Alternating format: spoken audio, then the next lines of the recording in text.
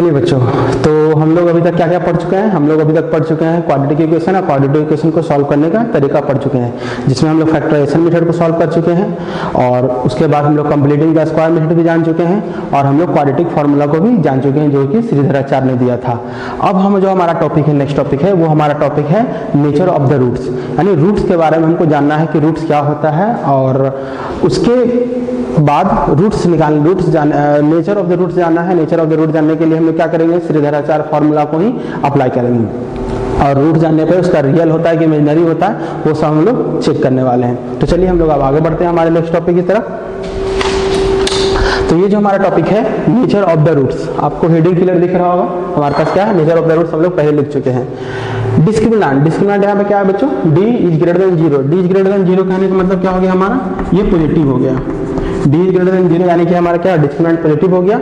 इसका रूट्स होता है हमारा जो रूट्स बनेगा ये हमारा बनेगा रियल और अनइक्वल, और ये जो रूट्स होगा वो हमारा होगा alpha equal to minus B plus under root D divide by 2a और बीटा का वैल्यू जो हमारे पास होगा minus B plus root D divide by 2 है। तो चलिए इसको हम लोग एक एग्जांपल लेके समझते हैं, क्योंकि एग्जांपल लेके समझना हमारे लिए क्या होगा? ज्यादा इजी होगा। तो अगर हम एक एग्जांपल लेते हैं हमारे पास, तो डी का वैल्यू डिस्क्रिमिनेंट क्या है बच्चों? डी इक्वल टू हमारे पास हमेशा ध्यान रखिएगा बी स्क्वायर माइनस क्या है? 4ac। डिस्क्रिमिनेंट हमारा क्या है? D equal to B square minus 4ac। तो अगर डी हमारा पॉजिटिव में है, लेट सपोज दैट हमारे पास एक एग्जांपल है 7x plus 12 equal to 0, X square plus 7x plus 12 equal to 0। इसका हमको रूट पता करना है। तो इसका अगर हमको रूट पता करना है तो सबसे पहले हम इसका क्या करते हैं? डिस्क्रिमिनेंट निकालते हैं। तो डिस्क्रिमिनेंट होने वाला क्या है इसका? बताओ बच्चों, डी का B square minus 4ac। D square क्या हो जाएगा हमारा? B square minus 4ac। B का वैल्यू यहाँ पे कितना है? 7 का स्क्वायर माइनस 4 इंटू 1 इंटू 12। ये हमारे पास हो गया 49 माइनस 48, यानी क्या होंगे हमारे पास? 1, यानी डी का वैल्यू क्या होगा हमारे पास? 1। अब एक बात और बताओ बच्चों, ये जो 1 हमारा क्या है? पॉजिटिव में है या नेगेटिव में है या फिर जीरो है? तो साफ पता चल रहा है कि 1 हमारा पॉजिटिव में, यानी डी ग्रेटर देन जीरो, यानी डी का वैल्यू क्या है? पॉजिटिव में है। यानी जो इसका जो आंसर आने वाला होगा, यानी इसका जो रूट आने वाला होगा, वो रूट हमारा रियल और क्या होगा? अनइक्वल होगा। यानी रियल नंबर भी होगा लेकिन दोनों रूट हमारे क्या होंगे? अनइक्वल होंगे, दोनों डिफरेंट होंगे। तो अब रूट की तरफ अगर हम निकालते हैं, अगर डी हमारे पास इतना आ चुका है तो अल्फा इक्वल टू क्या होता है हमारे पास, है ना? ये श्रीधराचार्य फार्मूला था, हम लोग पहले भी इसको जान चुके हैं। तो minus B plus root D divide by 2a। अब बताओ बच्चों, माइनस बी, डी का वैल्यू कितना है? 7। तो माइनस 7 यहाँ पे हो गया। डी का वैल्यू कितना है? 1। तो यहाँ पे हम 1 लिख दिए डिवाइड बाई 2। ए का वैल्यू कितना है? कुछ नहीं तो क्या है यहाँ पे? 1 है, तो हमारा 1 हो गया। तो अल्फा इक्वल टू माइनस 6/2, यानी अल्फा का वैल्यू क्या आ गया? माइनस 3 आ गया, है ना? और इसी तरह अगर हम बीटा निकालना चाहें तो हमारे पास क्या आ जाएगा? Minus B minus root D by 2a। तो बीटा हमारे पास क्या हो गया? माइनस बी का वैल्यू फिर से हमारे क्या हो जाएगा यहाँ पे?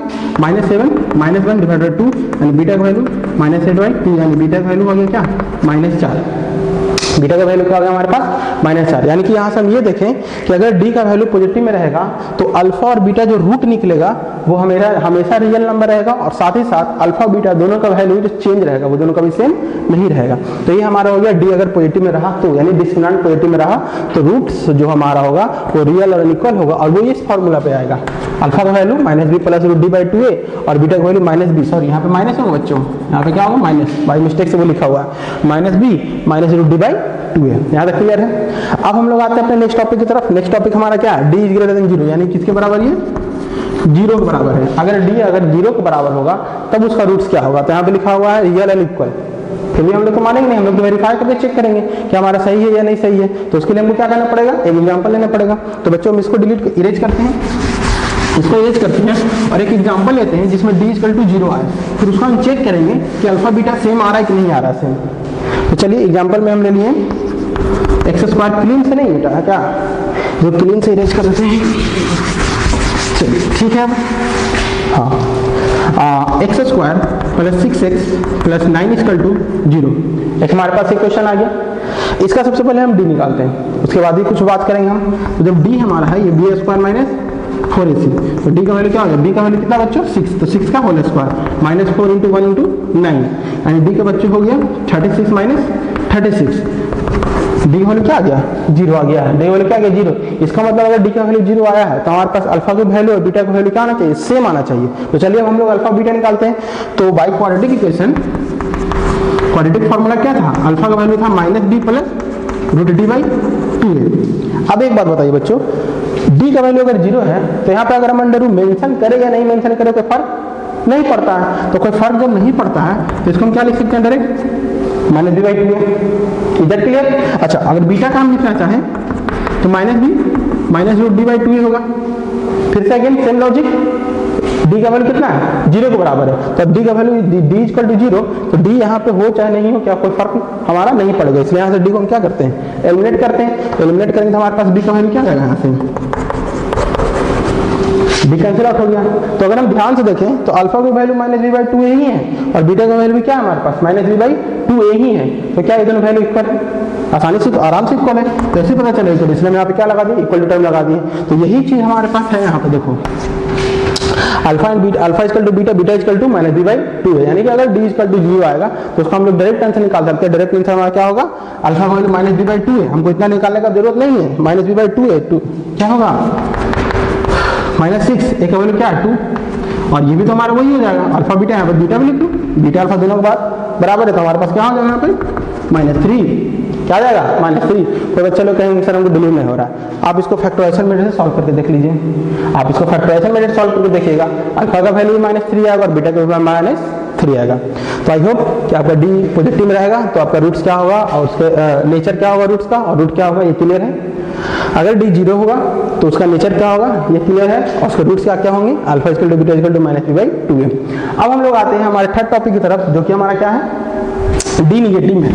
डी इस बार क्या चीज में है, निगेटिव में है। देखो बच्चों, कोई भी हमारा डिजिट दुनिया का कोई भी अगर हमारे पास डिजिट है, आइदर वो पॉजिटिव में होगा, आइदर वो निगेटिव में होगा, आइदर वो 0 के बराबर होगा। तो पॉजिटिव में है तो पॉजिटिव केस को हम लोग देख लेंगे, 0 के बराबर है तो 0 के बराबर भी देख लेंगे। अब हम लोग किसको देखना है, 0 से कम यानी कि निगेटिव। अगर निगेटिव में होगा तो क्या होगा बच्चों, तो इसको भी समझने के लिए हम क्या ले लेते हैं, एक एग्जाम्पल लेकर समझते हैं, है ना।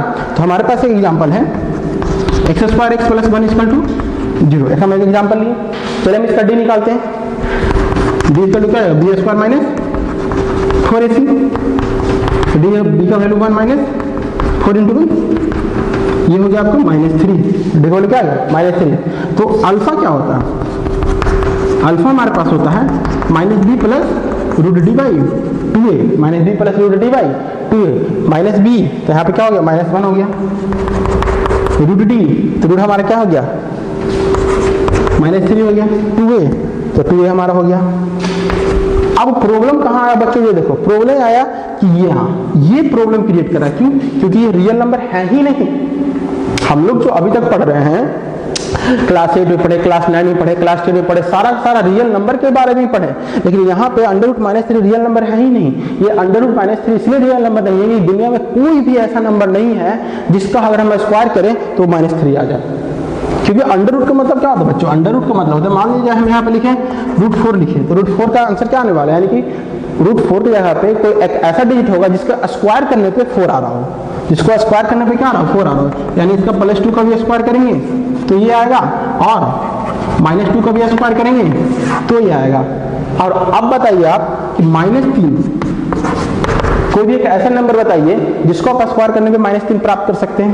Can we get to square any number -3, किसी भी नंबर को स्क्वायर करने पे -3 प्राप्त कर सकते हैं, नहीं प्राप्त कर सकते। तो इसलिए हमारा ये रियल नंबर है ही नहीं। तो जब ये रियल नंबर है ही नहीं तो हमारा नेचर ऑफ द रूट क्या हो जाएगा, इमेजिनरी। क्या हो जाएगा, इमेजिनरी, यानी कि जो नेचर होगा यह क्या हो जाएगा, इमेजिनरी। और इसका जो सॉल्यूशन होगा, इसके जो रूट होंगे in the term of iota. अब आयोटा क्या है, तो बच्चों जब हम लोग नेक्स्ट क्लास में जाएंगे तो एक इमेजिनरी नंबर का एक अलग चैप्टर ही पढ़ना है, उसमें इमेजिनरी नंबर को √-1 इसको आयोटा से डिनोट किया गया है। किससे डिनोट किया गया है, आयोटा से, यानी √-1 को हम लोग क्या बोल सकते हैं, आयोटा बोल सकते हैं। √-1 को क्या बोल सकते हैं, आयोटा।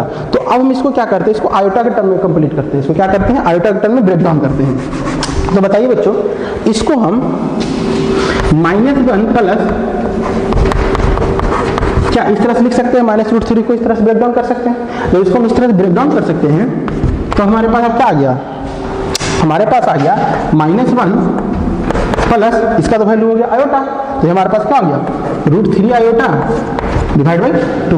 इसका मतलब हमारे पास वैल्यू जो हो गया -1 प्लस √3 आयोटा डिवाइड बाई 2। और यही आयोटा हमारा क्या है, इमेजिनरी नंबर को शो कर रहा है। ये आयोटा हमारा क्या शो कर रहा है, इमेजिनरी नंबर को शो कर रहा है। तो आई होप बच्चों कि आप सबको ये क्लियर होगा।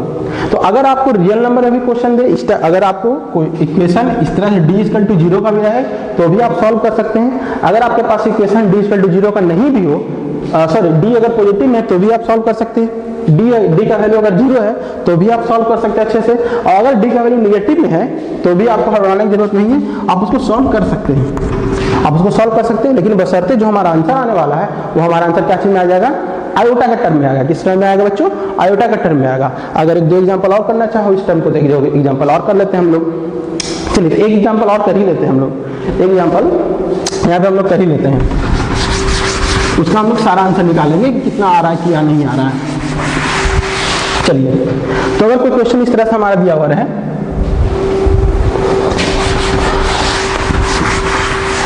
एग्जाम्पल करने से पहले बच्चों थोड़ा सा देख लेते हैं एक चीज और यहाँ पे कि अगर d 0 में है तो उसका जो ग्राफ बनेगा, इसका जो ग्राफ बनेगा अगर d 0 के बराबर है तो कुछ इस तरह से इसका ग्राफ बनेगा बच्चों, इसका जो ग्राफ बनेगा वो कुछ इस तरह से बनेगा।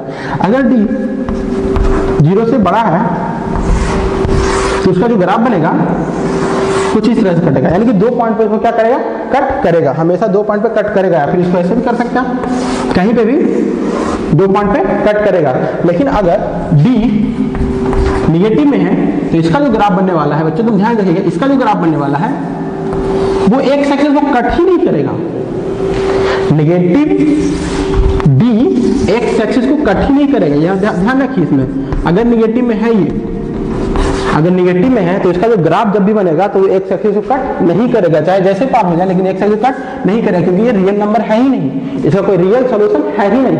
अगर d का वैल्यू 0 है तो कट करेगा, सिर्फ एक ही पॉइंट पे कट करके वो निकल जाएगा। जब भी जानते हैं हम लोग को पॉलिनोमियल से ही पढ़ चुके हैं कि जो क्वाड्रेटिक पॉलिनोमियल है या फिर क्वाड्रेटिक इक्वेशन है उसका जो ग्राफ बनता है, उसका ग्राफ कैसे बनता है, पैराबोला बनता है। तो ये पैराबोला जब बनेगा तो ये एक सेक्शन कट नहीं करेगा, ये जो पैराबोला बनेगा वो हमारा एक पॉइंट को टच करते हुए निकल जाएगा, क्योंकि इसमें क्या d = 0 तो इसका रूट दोनों क्या हो जाएगा, अल्फा बीटा सेम हो जाएगा ना, इसमें क्या हो जाएगा, अल्फा बीटा दोनों सेम हो जाएगा, दोनों का वैल्यू हमारे पास क्या सेम है। लेकिन d अगर पॉजिटिव में रहेगा, d क्या हमारे पास पॉजिटिव में है तो एक वैल्यू हमारा क्या होगा, अल्फा, और एक वैल्यू क्या होगा, बीटा, जो कि दोनों क्या है, अलग अलग वैल्यू है। दोनों से हमें क्या पता चल रहा है कि दोनों हमारा वैल्यू क्या है, अलग अलग है, ये अल्फा और ये क्या हो गया, बीटा, दोनों वैल्यू क्या हमारा अलग अलग है। तो ये हमारा d नेगेटिव का, d 0 का और d पॉजिटिव का ग्राफ है, और ये आपको पहले से ही पता होगा, है ना। तो फिर भी इसको आप नोट डाउन कर लीजिए, हम जो भी लिखा था बच्चों उसको वीडियो पॉज कीजिए, नोट डाउन कीजिए, स्क्रीनशॉट लीजिए, जरूर कीजिए, क्योंकि बिना नोट्स के कोई पढ़ाई नहीं होता। ये क्लियर है। अब हम लोग क्या करने वाले थे, क्वेश्चंस करने वाले थे ना, डिस्क्रिमिनेंट पे क्वेश्चंस करने वाले थे। चलिए हम लोग डिस्क्रिमिनेंट पे क्वेश्चन करते हैं, इसको नोट डाउन कर लिया आप लोग। आपके पास क्वेश्चन कुछ ही रहा, आपको हम क्वेश्चन दे दिए हैं, तो क्वेश्चन है, आप वो पढ़ सकते हैं। इसको कलर नहीं दिख रहा है, कलर नहीं दिख रहा है, एक मिनट इसको चेंज कर देते हैं।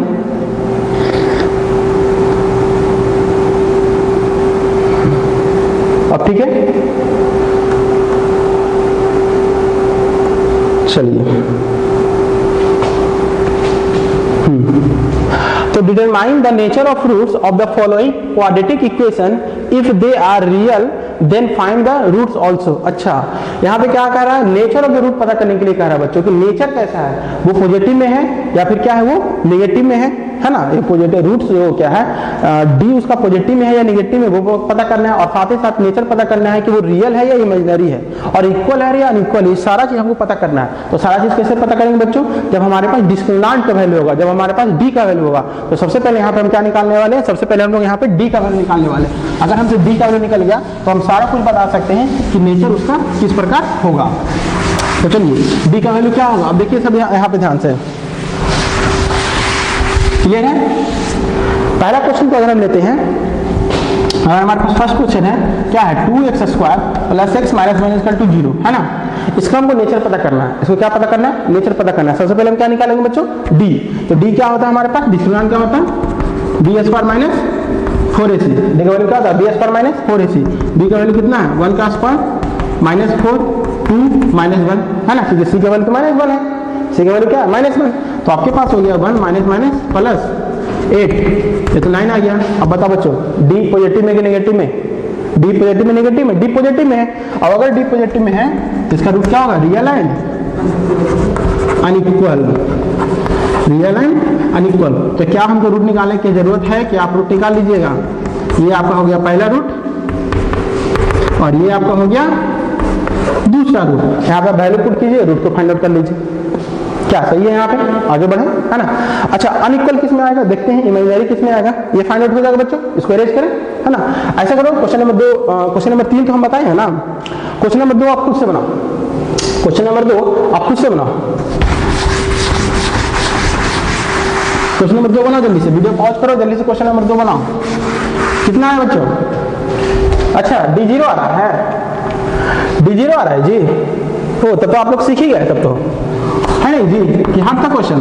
अगर 4 स्क्वायर में 4 करें तो D का वैल्यू क्या होता है, B स्क्वायर माइनस 4AC, यानी B का वैल्यू 4 का स्क्वायर माइनस 4 इंटू 1 इंटू 4, है ना, यही ना। A का वैल्यू 1 है, C का वैल्यू क्या है 4, AB से पता करने आता है ना सबको, जो x स्क्वायर मल्टीप्लाई उसे ये कहते हैं 1, जो x से मल्टीप्लाई उसे b कहते हैं -4, देखो यहाँ पे, और जो कांस्टेंट टर्म उसको हम लोग क्या बोलते हैं c, ये तो सबको क्लियर है ना।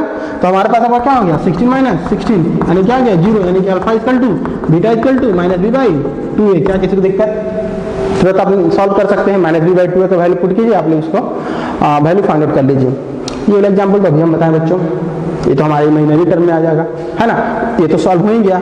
इसका डी चेक कीजिए, ये नेगेटिव में है, इसका डी क्या होगा, b स्क्वायर माइनस 4ac, 25 का square minus 4 into 2 into 5, sorry 5 का स्क्वायर होगा ना यहाँ पे, ये हो गया 5 का स्क्वायर माइनस 4, a का वैल्यू 2, c का वैल्यू 5, तो 5 टू 10, 10 4 40। हाँ अब देखो इसको सॉल्व करते हैं, हाँ ये हमारा नेगेटिव में आ गया, इसको आयोटा का टर्म में अभी हम लोग सॉल्व करने वाले हैं। तो बता बच्चों, इसका जब हम डी निकालें तो क्या आ गया 25 माइनस 40 माइनस 15 कितना होगा -15, अब -15 आ गया, डी का वैल्यू नेगेटिव में आ गया, इसका मतलब इसका जो आंसर आने वाला है वो इमेजिनरी में आएगा, नेचर जो होगा उसका इमेजिनरी होगा, और आंसर जो आएगा वो आयोटा का टर्म में होगा, आंसर जो आएगा किसके टर्म में होगा, वो आयोटा का टर्म में होगा। तो चलिए इसका आंसर निकालते हैं हम लोग। तो डी का वैल्यू जब हमारे पास पता चल गया तो अल्फा क्या होगा बच्चों, -d plus √d/2a minus b, यानी 5 का वैल्यू क्या हो जाएगा -5 root under -15 divide by 2 into 2 -5 -15, क्या करेंगे हम root under -1 into root under 15, क्या कोई दिक्कत, दोनों रूट में मल्टीप्लाई होगा तो हमारा क्या हो जाएगा, यही हो जाएगा ना, अंडर रूट -15 हो जाएगा, और डिवाइड बाई क्या हो जाएगा हमारे पास 4। अब बताइए इसको हम क्या लिख सकते हैं, अंडर रूट -1 को आयोटा, क्या लिख सकते हैं आयोटा, यानी कि -5 प्लस √15 आयोटा डिवाइड बाई 4, तो ये आपका आंसर आ गया। और ये जो आंसर है वो इमेजिनरी है। इमेजिनरी क्यों है, क्योंकि आयोटा यहाँ पे क्या है, इमेजिनरी है, आयोटा इमेजिनरी होने के कारण आंसर हमारा क्या हो गया, इमेजिनरी, नेचर इसका हो गया इमेजिनरी और आंसर हो गया इसका आयोटा के टर्म में। तो चलिए हम इसका अल्फा निकालें, क्या आप बीटा निकाल सकते हैं बच्चों इसी फॉर्मूला से, बीटा हम एक लाइन में बता दें क्या होगा, देखो जब अल्फा ये हो गया तो बीटा आपका ये होगा डायरेक्ट, यहाँ पे प्लस का क्या हो जाएगा डायरेक्ट माइनस, आप चेक कर लो, आप इसको बना करके चेक कर लो, क्योंकि ये सिर्फ माइनस का अंतर रहेगा, यहाँ पे जो भी है प्लस माइनस ही अंतर रहेगा, माइनस माइनस माइनस, यानी कि आपके पास क्या कहा जाएगा, ये आपका बीटा हो जाएगा। तो इमेजिनरी रूट का सबसे बड़ा फायदा ये है कि अगर इमेजिनरी रूट आने वाले हैं तो अगर एक अल्फा का वैल्यू a प्लस आयोटा भी है तो बीटा का वैल्यू a माइनस आयोटा भी है डायरेक्ट। अगर एक रूट आपको दिया हुआ है तो दूसरा रूट आप लोग खुद ब खुद फाइंड कर सकते हैं इमेजिनरी में, रियल नंबर में नहीं पता कर सकते। अगर रियल में बोला कि एक रूट अगर 2 है तो बीटा इक्वल टू क्या होगा तो आप नहीं पता कर सकते हैं, लेकिन अगर बोला इमेजिनरी रूट है और alpha equal to a plus iota भी है तो आप डायरेक्ट बोलिएगा sir beta equal to a minus iota भी ही होगा, क्योंकि यहाँ से हमारा ये कॉन्सेप्ट क्लियर है। तो इमेजिनरी रूट का एक फायदा हो गया बच्चों कि एक रूट से ही हम क्वाड्रेटिक इक्वेशन को फाइंड आउट कर सकते हैं, लेकिन रियल रूट में एक रूट से कभी भी क्वाड्रेटिक इक्वेशन को हम लोग फाइंड आउट नहीं कर सकते हैं। और विशेष इमेजिनरी रूट के बारे में हम लोग क्लास 11 में पढ़ेंगे। क्लास 10 के लिए इमेजिनरी रूट्स इतना ही है। अब हम लोग रियल नंबर की तरफ बढ़ते हैं, रियल रूट्स की तरफ बढ़ते हैं। तो आई होप कि ये सब क्वेश्चन आपको क्लियर होगा। आरडी शर्मा मिश्रा को क्वेश्चन बहुत सारा बनाने के लिए दिया है, आप उसको बुक लीजिए और उसको बनाइए और सॉल्व कीजिए। तो चलिए हम लोग अपने नेक्स्ट टॉपिक की तरफ बढ़ते हैं। तो यहाँ तक सबको क्लियर है ना, बुक लीजिए R S Agarwal, RD Sharma, NCERT जो भी बुक मिलता है, ये सब सारे क्वेश्चन को सॉल्व कीजिए। और हमारा जो नेक्स्ट टॉपिक है उसमें भी कुछ क्वेश्चन ही देते हैं। चलिए क्वेश्चन हमारे पास क्या है, फिर से ये ब्लैक आ गया, इसको ब्लैक को हम 1 सेकेंड में हाइड कर देते हैं। आपका लीजिए व्हाइट हो गया, स्टार्ट। तो अब आपके पास क्वेश्चन है, फाइंड द वैल्यू ऑफ के का वैल्यू निकालना है। कब? के का वैल्यू आपको निकालना है जब बीच roots are real and equal. अच्छा, एक बहुत बड़ा चीज दे दिया, रियल और इक्वल दे दिया। रियल इक्वल कब होता है बच्चों? जब रियल इक्वल तब। तो यहाँ पे क्या दिया है बच्चों? रियल एंड इक्वल दिया। तो रियल एंड इक्वल दिया, इसका मतलब क्या हमारे पास डी का वैल्यू यहाँ पे मेंशन कर चुका है। डी का वैल्यू क्या मेंशन कर चुका है बच्चों? डी का वैल्यू क्या आ गया है? 0 आ गया है। डी का वैल्यू क्या आ गया? 0। रियल और इक्वल तभी होंगे जब डी का वैल्यू हमारे पास क्या होगा? 0 आएगा। तो चलिए क्वेश्चन को सॉल्व करते हैं ना। आप ऐसा करो, क्वेश्चन को पॉज करो और पहले नंबर खुद से बना कर देखो, बनाओ, और उसके बाद 2 मिनट के बाद आंसर हमसे मिलाना है ना, ताकि हम लोग देख लेते हैं आप बना रहे हो कि नहीं बना रहे हो। तो चलिए बना लिए होंगे सब लोग पॉज करके। हम भी बनाते हैं। kx square plus 4x plus 1 equal to 0। यहाँ पे हमको क्या निकालना है? k का वैल्यू निकालना। तो k का वैल्यू निकालना क्या बहुत हार्ड है? बहुत सिंपल है। बस d का वैल्यू 0 बराबर d क्या होता है बच्चों? b square minus 4x equal to 0। b का वैल्यू 4 इंटू 4। a का वैल्यू k, क्योंकि a किसे कहते हैं? जो x स्क्वायर में मल्टीप्लाई हो उसे a कहते हैं। c क्या है? कांस्टेंट टर्म 0, यानी 16 माइनस 4k। कितना इजी क्वेश्चन है बच्चा। 4 का वैल्यू क्या आ गया? 4। क्या बहुत हार्ड क्वेश्चन है ये? आपको तो सबसे ज्यादा हल्का यहीं पे कर दिया, सबसे ऐसे बोल दिया कि रियल एंड इक्वल है, तो आपका आधा क्वेश्चन तो ऐसे ही सॉल्व हो गया। आधा क्वेश्चन सॉल्व हो गया, डी का वैल्यू 0 आ गया। अब जब भी कंडीशन आएगा हम ब्रेक क्या लगाने वाले? डायरेक्ट लगाने वाले डी इक्वल टू 0 और डी का वैल्यू 0 लगाएंगे, यानी B square minus 4 equal to 0। अब क्या बी ए बी सी का वैल्यू पुट कर देना है। यहाँ पे बी का वैल्यू पुट किए, सी का वैल्यू पुट किए, ए का वैल्यू पुट किए और हमारे पास के आंसर आ गया। क्या इजी नहीं है? तो 2 नंबर भी बनाइए, 3 नंबर भी बनाइए, ये इसको सारा बना लीजिएगा। अब ऐसा करते हैं, हम 5 नंबर डायरेक्ट बता देते हैं। 5 नंबर देखने में थोड़ा बड़ा लग रहा है, हम इसी को सॉल्व कर लेते हैं ना। आप 2, 3, 4 सब बना लीजिएगा खुद से, और बनाने के बाद आप अगर डाउट होता है तो कमेंट सेक्शन में पूछिए या फिर व्हाट्सएप डायरेक्ट मैसेज कीजिए, हम दोनों में तैयार है ना। और जिसको आंसर मिलाना है अब वो आरडी शर्मा से मिला सकते हैं। ये सारे क्वेश्चन हम आरडी शर्मा से लिए हुए हैं। तो चलिए ठीक है, हम लोग क्वेश्चन नंबर 5 की तरफ बढ़ते हैं। तो 5 में हमारे पास क्या है question? k square x square minus 2 के minus 1x plus 4 equal to 0। यही है ना?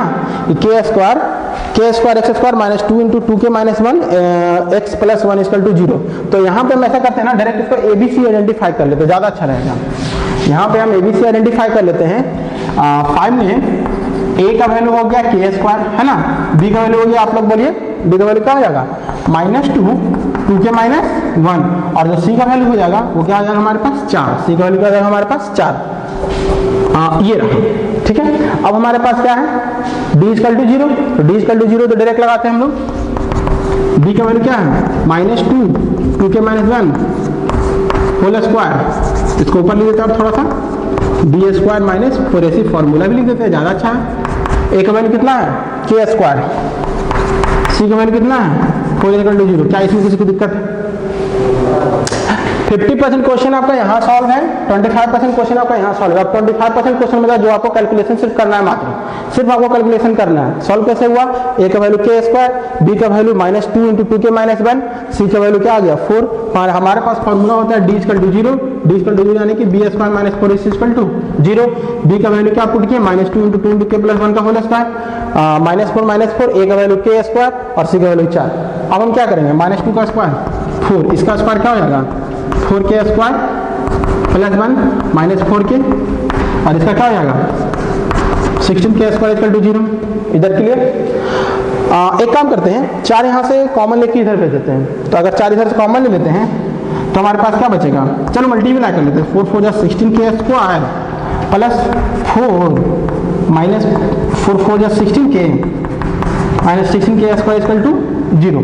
यहाँ तक किसी को कोई दिक्कत नहीं है। तो यहाँ से अगर हम 4 सब में से कॉमन ले लेंगे तो हमारे पास क्या बचेगा? ऐसे 16k स्क्वायर हमारा कैंसिल हो गया, plus 16k square minus 16k square, ये कैंसिल आउट हो गया। बचा यहाँ से हमारे पास कितना? 4 इक्वल टू 16k, यानी कि 4/16 इक्वल टू k का वैल्यू क्या हो गया? 1/4। k का वैल्यू हमारे पास क्या आ गया? 1/4। क्या ये क्लियर है सबको? एक बार इसका आंसर मिला लें, आंसर के साथ इसका यही आने वाला होगा। क्वेश्चन नंबर है ये 19, k का वैल्यू 1/4। हाँ बिल्कुल सर, करेक्ट आंसर है। तो क्वेश्चन क्या है बच्चों? क्वेश्चन बहुत हार्ड नहीं है, बहुत इजी है, सिर्फ हमको क्या पुट करना है, जब भी हमारे पास रियल और इक्वल कंडीशन कहेगा, रियल और कंडीशन इक्वल कहेगा तो हम d=0 पुट कर देंगे। हम क्वेश्चन नंबर 1 भी बता दिए आपको, क्वेश्चन नंबर 5 बता दिए, बाकी सब आप खुद से बनाइए और इसको मिला लीजिए आंसर, ज़्यादा अच्छा रहेगा। आपके पास बुक होगा, जो बुक होगा आप उसी से बना करके इसको आंसर मिला दीजिए। हम आपको कॉन्सेप्ट बता चुके हैं, हम क्या किए, कॉन्सेप्ट बता चुके हैं।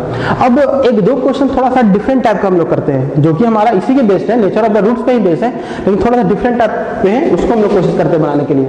हमारे पास एक क्वेश्चन दिया हुआ है, क्लियर है बच्चों, या फिर इसको डिवाइड कर दें हम?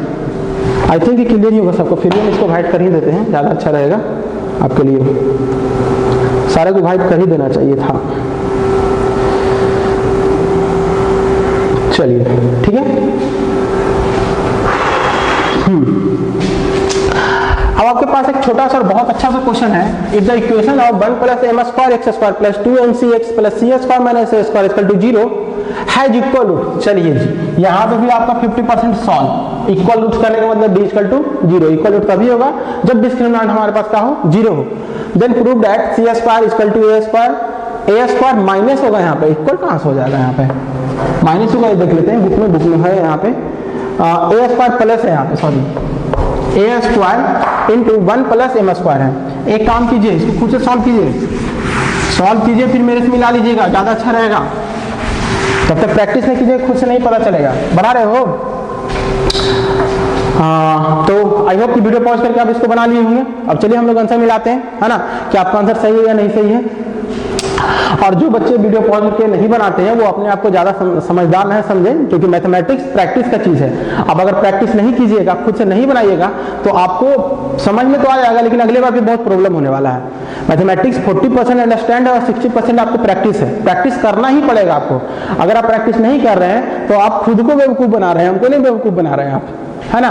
सो जब भी अगर हम कहते हैं कि वीडियो पॉज करके उसको सॉल्व करो, तो जरूर सॉल्व करो, क्योंकि आपके पास वो ऑप्शन अवेलेबल है, आप पॉज करके सॉल्व कर सकते हैं। यहाँ पे कोई लाइव क्लास नहीं चल रहा है, लाइव क्लास में भी थोड़ा बहुत दिक्कत हो रहा है, यहाँ पे कोई दिक्कत नहीं है। आप वीडियो पॉज कीजिए, आराम से आप इसको सॉल्व कर सकते हैं। फिर सॉल्व करने के बाद जब आपसे लगे कि अब हमसे अब सॉल्व हो गया है, तब आप वीडियो को प्ले कीजिए, उसके बाद मिलाइए। ऐसे नहीं कि आप बहुत क्लेवर हैं, क्लेवर तो हम भी हैं बच्चों। चलिए तो देखिए यहाँ पे, तो 1 + m² x² + 2mcx + c² - a² = 0, तो c² ये प्रूव करना है। तो आधा क्वेश्चन तो आपको सॉल्व हो गया है। आधा क्वेश्चन सॉल्व कैसे हुआ, d=0। अब यहाँ पे आपको सिर्फ आइडेंटिफाई कर लीजिए ABC। तो a का वैल्यू क्या है बच्चों, जल्दी बताओ। a का वैल्यू है 1 + m², b का वैल्यू है 2mc और c का वैल्यू है c² - a²। कोई दिक्कत नहीं है। हम डायरेक्ट अपने कैलकुलेशन पे आते हैं। b² - 4ac = 0। b का वैल्यू क्या ले लिए हम लोग, 2mc - 4, a का वैल्यू 1 + m², c का वैल्यू c² - a² = क्या, 0। क्या कोई दिक्कत है यहाँ पे, नहीं है। आगे बढ़ते हैं, तो ये हमारे पास हो गया 4m² c²। 4 को 4 ही रहने देते हैं, इसको ज़्यादा छेड़छाड़ नहीं करते, इसको मल्टीप्लाई करेंगे तो c² - a², और ये हो जाएगा हमारे पास m² c² - a² m² = 0। I hope कोई दिक्कत नहीं है। क्या यहाँ पे भी 4, यहाँ पे भी 4, 4 दोनों में हम कॉमन ले लें। अगर हम 4 कॉमन लेते हैं वहाँ जाकर क्या होगा, 4 एलिमिनेट हो जाएगा, 4 कैंसिल आउट हो जाएगा, तो 4 का कहानी यहाँ पे पैक हो गया। इसको m² c² माइनस मल्टीप्लाई करते हैं, -c² + a² -m² c² + a², सब में माइनस मल्टीप्लाई कर दिए।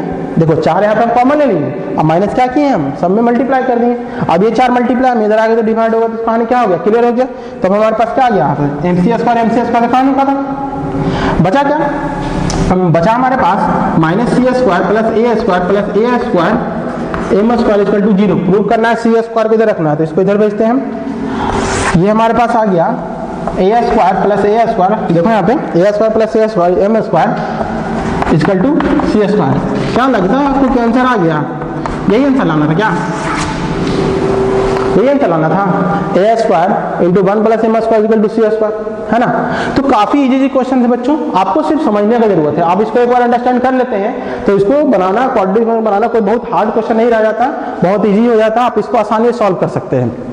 यहाँ पे भी इक्वल रूट जहाँ पे बोलिए, जहाँ पे भी आपको इक्वल रूट बोलता है, समझिए कि आपका 50% क्वेश्चन क्या है, सॉल्व हो चुका है। 50% सिर्फ आपको सॉल्व करना है। अगर 50% क्वेश्चन हमारा ऑलरेडी सॉल्व था, अब इसको हम लोग क्या कर देंगे, आसानी से सॉल्व कर लिए।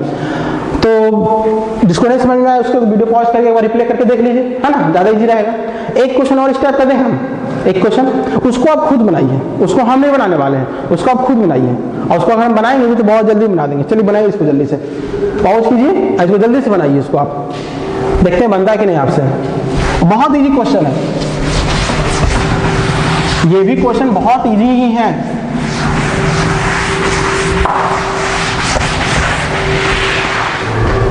बन गया?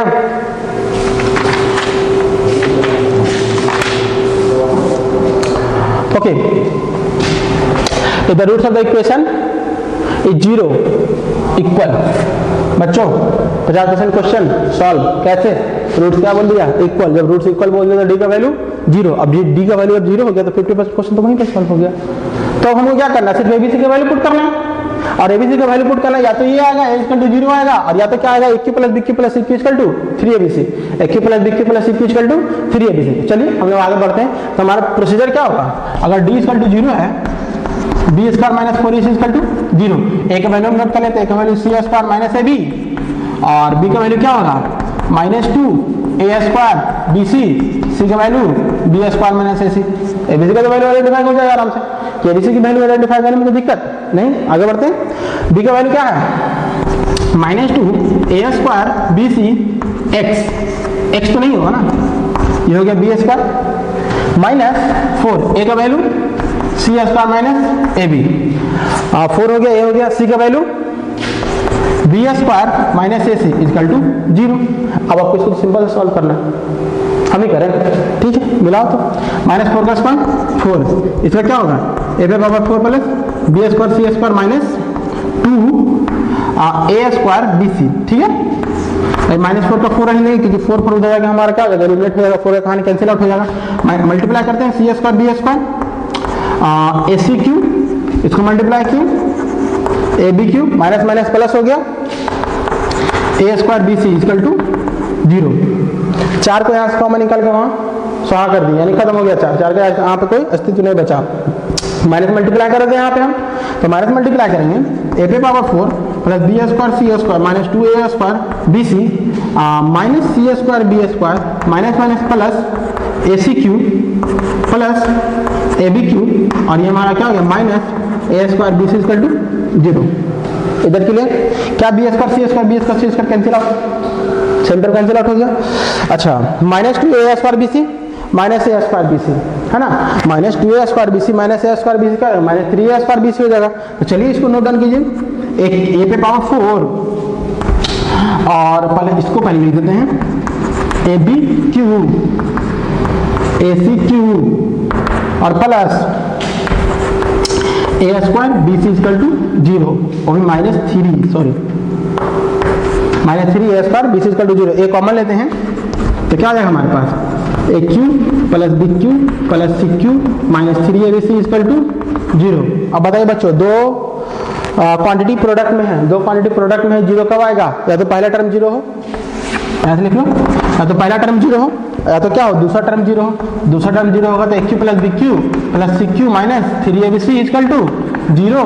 तो A cube plus B cube plus C cube equal to 3abc। क्या क्वेश्चन में दिक्कत है? कितना इक्वेशन देखने में लग रहा है कि थोड़ा अजीब क्वेश्चन है, थोड़ा हार्डकर क्वेश्चन है, कि इतना बड़ा इक्वेशन कहाँ से आ गया, इसको कैसे प्रूफ होगा। लेकिन जब कॉन्सेप्ट पढ़ें, जब यहाँ पे इक्वल देखें, तब हमारा मन खुश हो गया, क्योंकि 50% क्वेश्चन यहीं पे सॉल्व हो गए। इक्वल देखें, उसके बाद तो सबको आता ही है। उसके बाद क्या करना है? बी स्क्वायर माइनस 4ac का सिर्फ वैल्यू पुट करना है। वैल्यू पुट करने के बाद आपको सिर्फ कैलकुलेशन करना है। कैलकुलेशन कीजिए, आपका आंसर तैयार है। आपका तो आंसर खुद आने के लिए तैयार है। आप आंसर नहीं भी लाना चाहोगे तो आंसर बेसब्री से इंतजार कर रहा है कि नहीं, हम आने के लिए तैयार हैं, हम आने के लिए तैयार हैं। आप सॉल्व तो करो। तो क्या यहाँ तक क्लियर है सब बच्चों को? तो हम लोग पढ़ लिए क्वाड्रेटिक इक्वेशन को।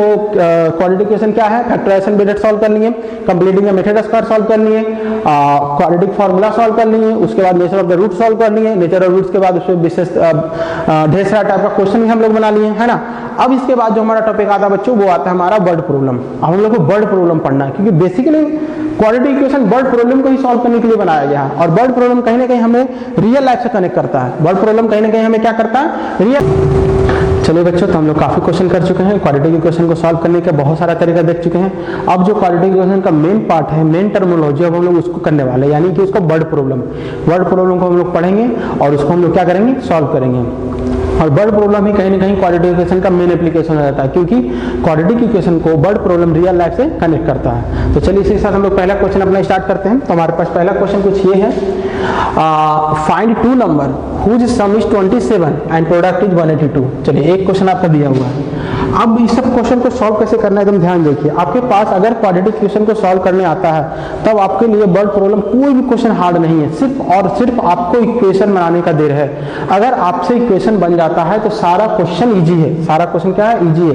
इक्वेशन बन गया आपका 50% क्वेश्चन सॉल्व, इक्वेशन बन गया आपका 50% क्वेश्चन सॉल्व, क्योंकि सॉल्यूशन तो करने आता ही है आपको, है ना। सॉल्यूशन करने का हम लोग बहुत तरीका भी देख चुके हैं, हम लोग करने आता भी है, आराम से सॉल्व कर देंगे।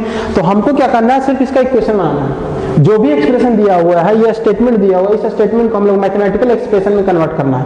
इस स्टेटमेंट को हम लोग क्या करना है, मैथमेटिकल एक्सप्रेशन में कन्वर्ट करना है। अगर मैथमेटिकल एक्सप्रेशन कन्वर्ट करते हैं और जो कि हमारा मैथमेटिकल एक्सप्रेशन क्या बनेगा, क्वाड्रेटिक इक्वेशन एक बनेगा, क्योंकि हम लोग क्वाड्रेटिक इक्वेशन पढ़ रहे हैं। तो मैथमेटिकल एक्सप्रेशन हमारा एक क्वाड्रेटिक इक्वेशन बनेगा और उस क्वाड्रेटिक इक्वेशन हम क्या करेंगे, सॉल्व करने वाले हैं। तो देखिए करना क्या होता है बच्चों, वर्ड प्रॉब्लम का जो भी क्वेश्चन होता है उसको हर एक लाइन को एक्सप्रेशन में बदल दीजिए, हर एक स्टेटमेंट को एक्सप्रेशन में बदल दीजिए।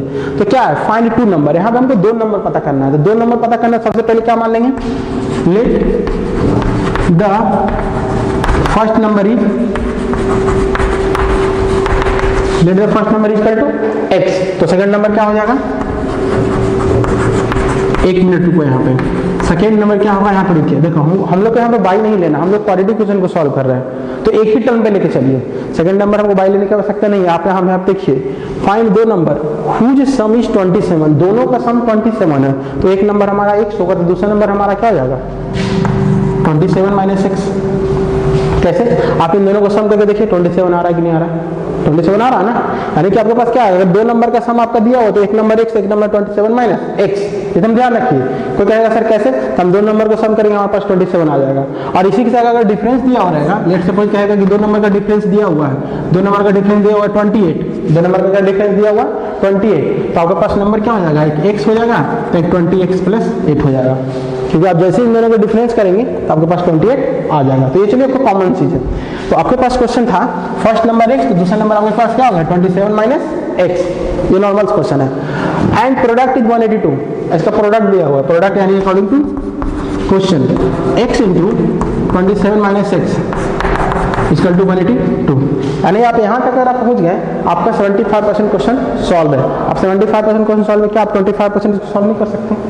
ये तो क्वाड्रेटिक इक्वेशन बन गया। कैसे बना, देखो 27x minus x square equal to 182। सारा टर्म को मुझे लेके जाते हैं, एक्स स्क्वायर माइनस 27x और प्लस में हमारा क्या आ जाएगा 182। अब इसमें क्या करना है, सिर्फ आपको सिर्फ इसको सॉल्व करना है, यानी फैक्टराइज करना। अगर इसको फैक्टराइज करके बनाना है फैक्टराइज करके बनाइए, या फिर आपको डी निकाल के बनाना है तो डी निकाल के बनाइए। कौन सा मेथड आपके लिए इजी है? आई थिंक इसको फैक्टराइज करने ज़्यादा इजी हो जाएगा। फैक्टराइज कितना होता है, 18, 18 एंड 9 नहीं, आपका हो जाएगा फैक्टराइज की जगह। तो ये 27 को 182 को फैक्टराइज करना है, 291 कितना हो गया, हाँ 13, 14, 39, 40, इजी तो है ये। यहाँ पे क्या हो जाएगा, x square minus 14x minus 13x plus 182, यानी कि 0 माइनस 13 आपके पास आ गया x माइनस 13। तो आपके पास हो गया कितना, इसको आप सॉल्व कीजिएगा तो x माइनस 14 इक्वल टू 0, तो x का वैल्यू 14, या तो 14 होगा या फिर x माइनस 13 इक्वल टू 0, तो x का वैल्यू क्या हो गया 13, x का वैल्यू क्या हो गया 13। तो एक आपका आंसर आ रहा है 14 आ रहा है, और एक आपका आंसर आ रहा है क्या 13 आ रहा है, यानी आपके पास 2 आंसर आ रहे हैं। तो यहाँ पर आप देखिए बच्चों, आप माने क्या थे x, यहाँ पे अल्फा बीटा नहीं लिखे तो ज़्यादा अच्छा है। तो अगर x का वैल्यू आ रहा है 14, x का वैल्यू क्या आ रहा है 14, तो पहला नंबर आपका हो गया 14, तो दूसरा नंबर आपका क्या हो जाएगा 27 माइनस x, 27 माइनस 14, 13 हो जाएगा ये। और या फिर अगर आपका पहला नंबर 13 है तो दूसरा नंबर क्या हो जाएगा आपका 27 माइनस 13। तो 27 माइनस 13 क्या रहेगा 14 हो जाएगा। यानी दोनों केस में आपका आंसर सेम आ रहा है, दोनों केस में आपका आंसर क्या आ रहा है, सेम आ रहा है। एक 13 आ रहा है, एक 14 आ रहा है। फिर से हम देख लेते हैं बच्चों, क्वेश्चन हमारा क्या है। क्वेश्चन में दिया हुआ था sum of the two number is 27, एक नंबर x, दूसरा नंबर 27 माइनस x। फिर क्या कहा, product is equal to 182, product यानी दोनों को मल्टीप्लाई कर दिया 182। इसे जैसे मल्टीप्लाई किए ये हमारा एक क्वाड्रेटिक इक्वेशन आ गया, और जो हमारे बहुत बेनिफिशियल है, क्वाड्रेटिक इक्वेशन को सॉल्व करना हम लोग को आता है। क्वाड्रेटिक को सॉल्व करने के लिए x² माइनस 27x प्लस 182, इसको फैक्टराइज किए तो x का वैल्यू 13 आया, 14 आया। यानी कि एक वैल्यू हमारे पास 14 है, एक वैल्यू हमारे पास क्या है 13 है।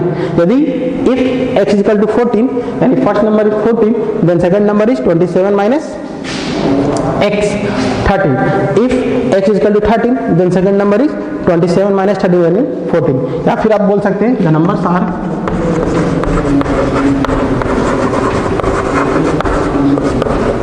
13 and 14, the numbers are 13 and 14।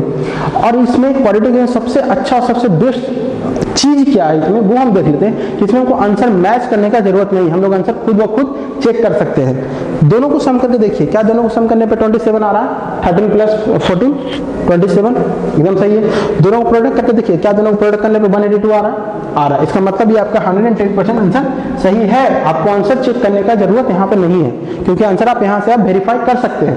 दोनों नंबर को ऐड करने पे 27 आ रहा है और दोनों नंबर को मल्टीप्लाई करने पे 182 आ रहा है, इसका मतलब आपका आंसर सही है। और ये कहीं ना कहीं आपके अंदर कॉन्फिडेंस भी जगाता है, क्योंकि मैथमेटिक्स में क्या होता है बच्चों, आप क्वेश्चन को सॉल्व कर देंगे, आपको पता नहीं कि आंसर सही है या गलत है।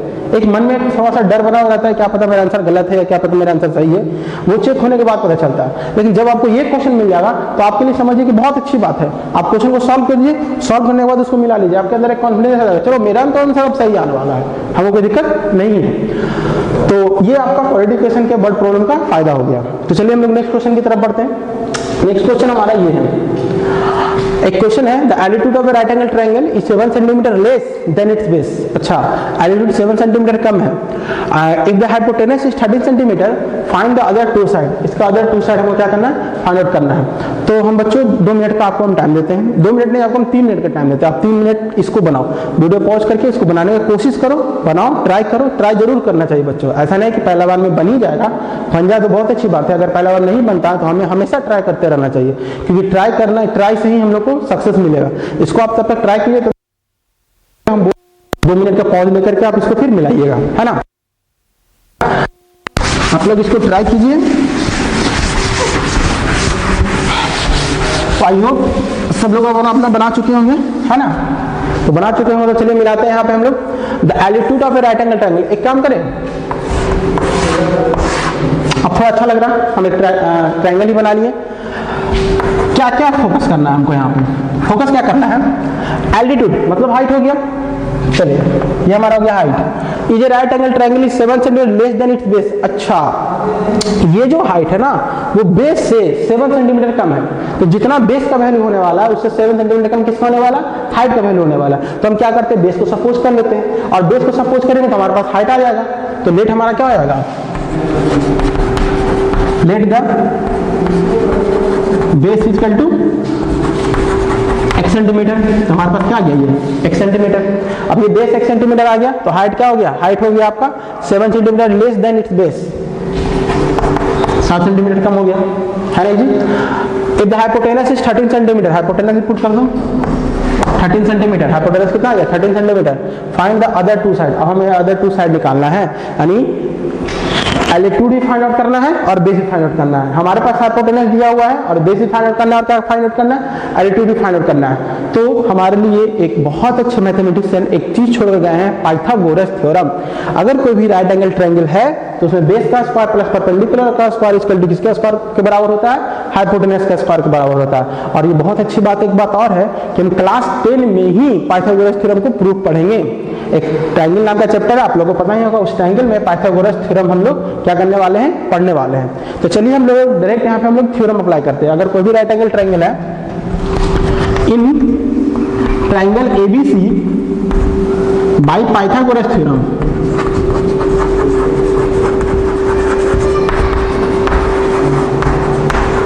बाय पाइथागोरस थ्योरम हमारे पास क्या आ जाएगा, AB का स्क्वायर प्लस BC का स्क्वायर इक्वल टू AC का स्क्वायर, परपेंडिकुलर का स्क्वायर प्लस बेस का स्क्वायर इक्वल टू किसका, हाइपोटेनस का स्क्वायर। तो आपके पास AB कितना बच्चों x माइनस 7 का स्क्वायर, बीसी कितना बच्चों एक्स स्क्वायर, एसी कितना बच्चों 13।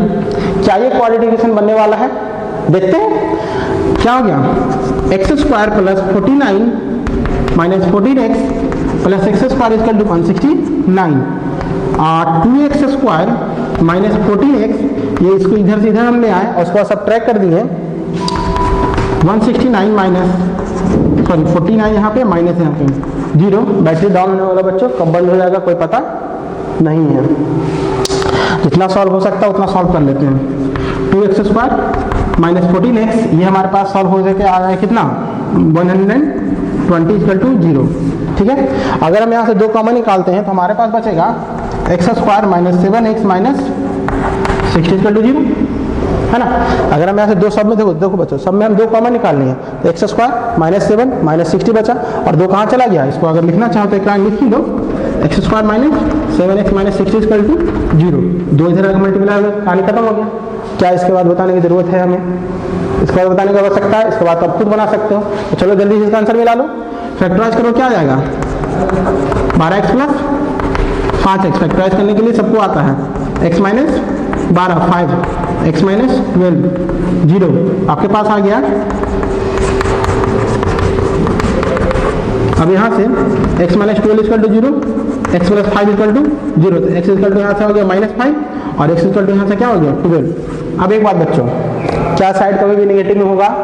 यहाँ तो हम लोग साइड की बात कर रहे हैं ना, साइड कभी भी नेगेटिव में होगा? नहीं होगा, तो ये आंसर वैलिड नहीं है, क्योंकि हमारा क्या आ गया नेगेटिव में, साइड का वैल्यू क्या हो गया 12, बेस कितना आ गया हमारे पास 12, तो बेस हमारे पास आ गया 12, तो हाइट कितना आ गया हमारे पास 12 माइनस 7,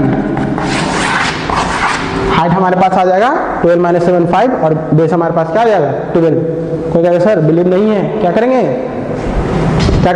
हम वैल्यू पुट करके देखेंगे पाइथागोरस थ्योरम, 12 का स्क्वायर प्लस 5 का स्क्वायर क्या 13 का स्क्वायर आ रहा है, 12 का स्क्वायर प्लस 5 का स्क्वायर 13 का स्क्वायर आ रहा है, यस आ रहा है, इसका मतलब हमारा आंसर सही है। और साथ ही साथ 12 में से 7 माइनस करेंगे तो 5 होगा ना, देखो value of right angle triangle 7 centimetre less then the base, yes, तो यानी कि हमारा इक्वेशन सेटिस्फाइड कर रहा है, इक्वेशन सेटिस्फाइड कर रहा है, इसका मतलब हम लोग सही बनाए हैं, हमारे अंदर और कॉन्फिडेंस बढ़ गया। कॉन्फिडेंस बढ़ाने का एक बहुत अच्छा तरीका है कि हमारा जो क्वेश्चन बनाए हैं वो हमारा सही है एकदम, ठीक है। तो चलिए इसी के साथ हम लोग अगला क्वेश्चन करते हैं। जिन बच्चों को समझने में दिक्कत, वीडियो को रिप्ले करके एक बार फिर से देख लीजिए, हालांकि आपका एनसीईआरटी का ही क्वेश्चन है ये। अभी हम लोग एनसीईआरटी का क्वेश्चन करने वाले हैं, उसके बाद कुछ दिन के बाद आगे से हमारे से वाले क्वेश्चन करेंगे, हाई लेवल क्वेश्चन करेंगे। चलिए आपके पास एक क्वेश्चन और है, अब the sum of the two square, the sum of the square of the two consecutive natural number is 313, find the number. हम आपको फिर से टाइम देते हैं 3 मिनट का बच्चों, आप वीडियो पॉज कीजिए, इसको खुद से जरूर बनाइए और ज्यादा क्लेवर नहीं बनिए, क्वेश्चन को हम सॉल्व करने के लिए बोलते हैं जरूर सॉल्व किया कीजिए। चलिए सॉल्व कीजिए।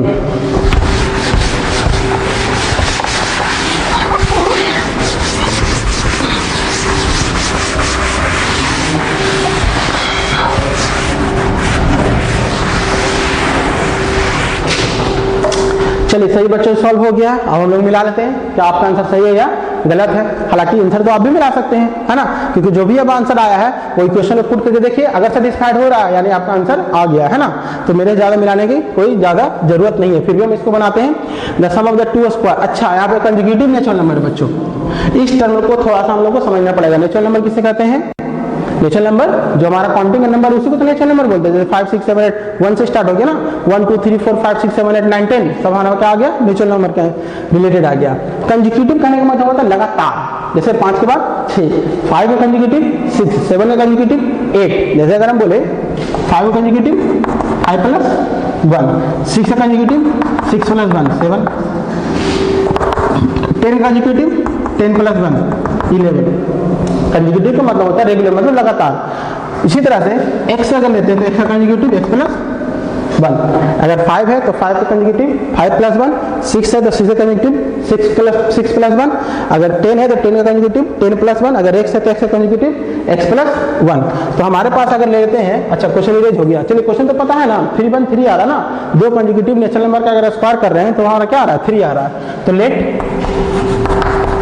आपका फर्स्ट नेचुरल नंबर, आपका फर्स्ट नेचुरल नंबर हो गया हमारा x। फर्स्ट नेचुरल नंबर हमारे पास क्या आ गया x आ गया। हमारे पास सेकंड नेचुरल नंबर कितना होने वाला है पहला नेचुरल नंबर x तो second natural number x plus 1, second natural number x plus 1।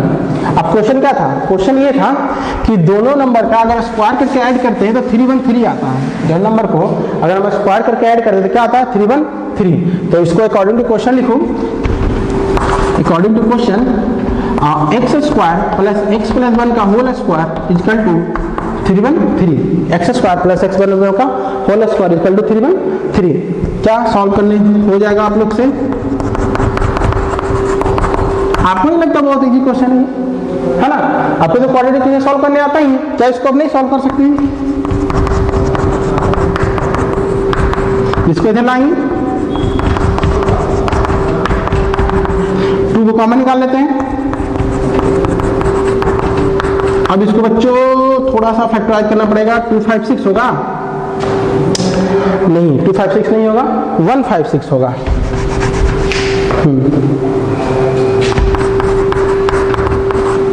तो आपके पास आ गया x square plus x minus 156 equal to 0। अब 156 को मल्टीप्लाई इस तरह से फैक्टराइज कीजिए कि मल्टीप्लाई डिवाइड करने पे क्या आ जाए? 1 आ जाए, और मल्टीप्लाई करने पे क्या आ जाए? 156 आ जाए। तो इसको हम जल्दी से फैक्टराइज करेंगे। फैक्टराइज करेंगे, किससे कैंसिल आउट होगा? 4 से कैंसिल आउट होगा। 4 4 या 16, हाँ 4 से तो 6 होगा, 3 9 3 13 12 1 13। तो तुरंत तुरंत आ रहा है ना जी। X square plus 13x minus 12x minus 156 equal to 0, यानी कि X square X plus 13 minus 12 X minus 13, यानी एक्स माइनस 12। क्या इसके बाद आप लिख लीजिएगा? इसके बाद आप सॉल्व कर सकते हैं ना, कोई दिक्कत नहीं है। x का वैल्यू आपका क्या आ गया? 12। यदि अगर पहला नंबर आपका 12 है तो सेकंड नंबर क्या होगा? 13। यदि आपका फर्स्ट नंबर क्या है? 13। एक मिनट, यहाँ पे या तो ये आंसर होगा या तो ये आंसर होगा ना। अच्छा, कॉमन सही निकाले, नहीं कॉमन गलत निकाले। यहाँ पे प्लस हो जाएगा ना कॉमन, x प्लस 13, नहीं ये वाला आंसर नहीं होने वाला है। इसको अगर हम सॉल्व करते हैं तो x माइनस 12 इक्वल टू 0, तो x का वैल्यू 12 हो गया, ठीक है। अगर इसको हम सॉल्व करते हैं x plus 13 equal to 0, x equal to minus 13। अब x इक्वल टू माइनस 13 है बच्चों, तो क्या ये नेचुरल नंबर है? तो x equal to minus 13 natural number है ही नहीं। तो x equal to minus 13 natural number है ही नहीं, तो ये हमारा सॉल्यूशन नहीं हो सकता है। x इक्वल टू माइनस 13 हमारा सॉल्यूशन नहीं हो सकता है। हमारा जो सॉल्यूशन होगा वो x इक्वल टू क्या होगा? हमारे पास 12 सॉल्यूशन होगा। तो जब x का वैल्यू 12 होगा, यानी कि हमारा फर्स्ट नेचुरल नंबर x है, यानी x का वैल्यू अगर 12 है तो हमारा सेकंड नेचुरल नंबर क्या हो जाएगा? 13। यहाँ पर आप हेंस करके आंसर लिख लीजिए। हेंस मेरा बहुत इधर उधर हो गया ना सॉल्यूशन। चलिए कोई बात नहीं है, वो प्रोजेक्टर भी खत्म, प्रोजेक्टर का भी बैटरी खत्म है और लैपटॉप का भी बैटरी खत्म हो गया। चलिए, तो hence the consecutive number is